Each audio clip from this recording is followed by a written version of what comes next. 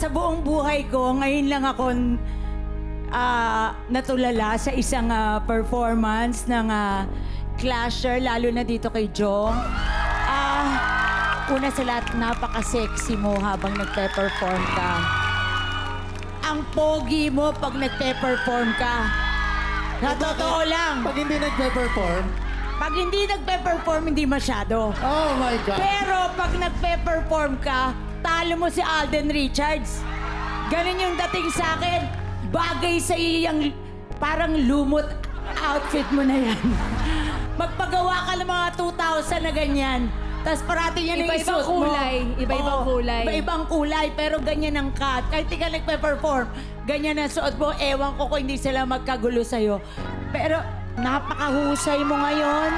Star na star ka. Yun ang dating.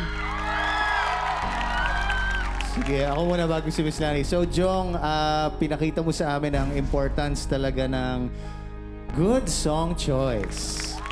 First few notes pa lang, alam na lahat ng tao, tapos nag-enjoy na sila lahat. Ang baba pala ng ano mo, ng mga moves mo.